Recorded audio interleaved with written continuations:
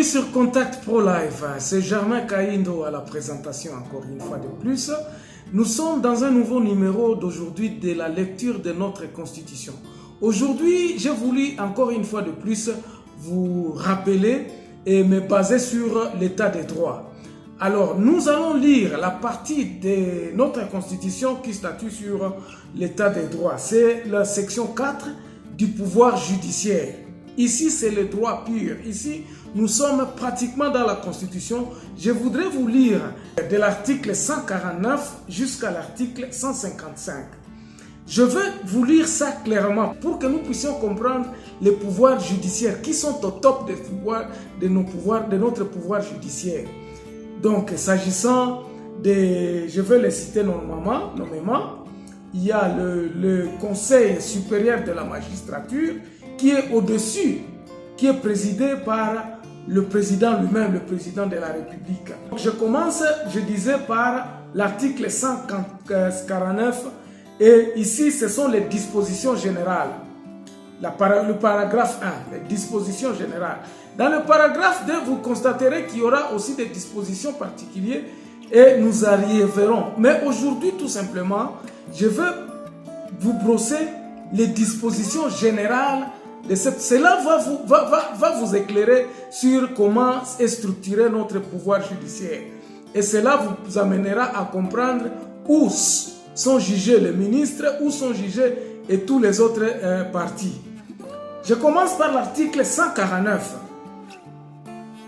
Ici, cet article a eu la chance d'être modifié en 2011 par la loi 11/002 du 20 janvier.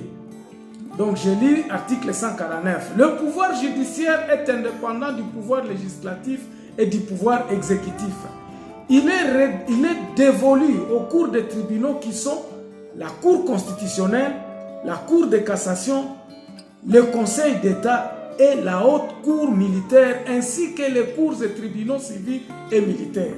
Donc, nous avons la Cour constitutionnelle, nous avons la Cour de cassation, nous avons le Conseil d'État, nous avons la Haute Cour militaire, ainsi que les cours et tribunaux civils et militaires. Je crois que là, nous nous sommes bien entendus. La justice est rendue sur l'ensemble du territoire national au nom du peuple. Les arrêts et les jugements, ainsi que les ordonnances des cours et des tribunaux, sont exécutés au nom du président de la République. Il ne peut être créé de tribunaux extraordinaires ou d'exception sous peine de dénomination que ce soit. La loi peut créer des juridictions spécialisées. Le pouvoir judiciaire dispose d'un budget élaboré par le Conseil supérieur de la magistrature et transmis au gouvernement pour être inscrit dans le budget de l'État. Et le premier président de la Cour de cassation en est l'ordonnateur.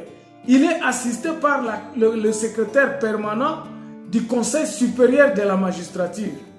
Quand nous entendons que non, il y a le Conseil supérieur de la magistrature, nous devons savoir qu'il y a un conseil permanent. Alors, article 150. Le pouvoir judiciaire est le garant des libertés individuelles et des droits fondamentaux des citoyens. Les juges ne sont soumis dans l'exercice de leurs fonctions qu'à l'autorité de la loi. Personne ne peut donner des injonctions à notre justice. C'est pour cela que je vous lis ça. Personne ne peut venir comploter quoi que ce soit et dire quoi que ce soit au juge ou influencer le juge. Le magistrat du siège est inamovible. Il ne peut être déplacé que par une nomination nouvelle ou à sa demande pour sa rotation motivée décidée par le Conseil supérieur de la magistrature. C'est le Conseil supérieur de la magistrature qui décide des déplacements ou de changements des juges. Ok. Le pouvoir exécutif ne peut donner d'injection au juge dans l'exercice de sa juridiction, ni statuer par des différends, ni entraver la Cour de justice, ni s'opposer à l'exécution d'une décision de justice. le pouvoir législatif ne peut ni statuer sur des différends juridictionnels, ni modifier une décision de justice, ni s'opposer à son exécution. Toute loi dont l'objectif est manifestement de fournir une solution à un procès, à un cours, est nulle et nul est fait. Toute loi dont l'objectif est manifestement de fournir une solution à un procès en cours est nulle et de nuls effets.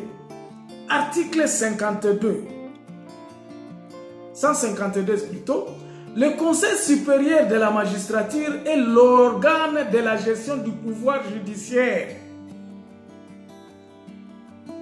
Le Conseil supérieur de la magistrature est composé du président de la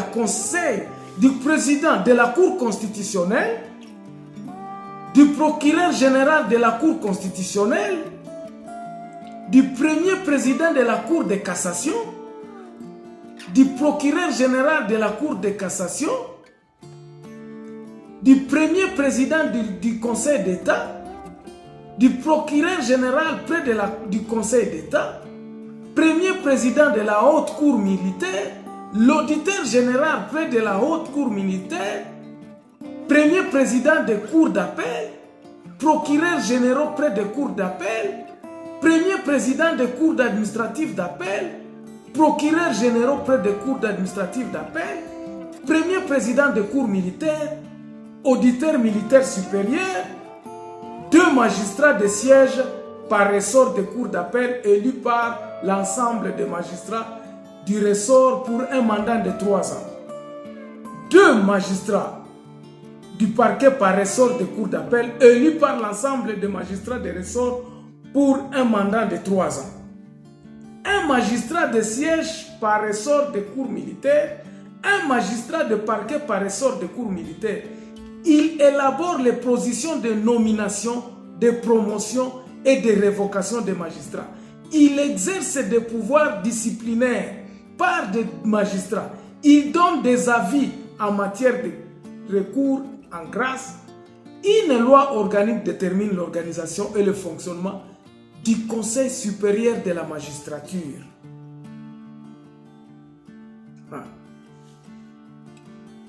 Aujourd'hui, nous allons nous arrêter ici. Je vous ai donné tout simplement que constitue l'organe et le fonctionnement du Conseil supérieur de la magistrature présidé et tenu par le président de la République de l'Homme. Je vous ai lu ces fonctions du président de la République. Il est le président de cette haute cour supérieure de l'organisation de la magistrature. C'est pour cela qu'on appelle le magistrat suprême. Et la prochaine fois, nous allons voir les juridictions et les ordres judiciaires. Je vous remercie donc de nous avoir suivis et espérant vous retrouver encore dans un prochain numéro. Merci.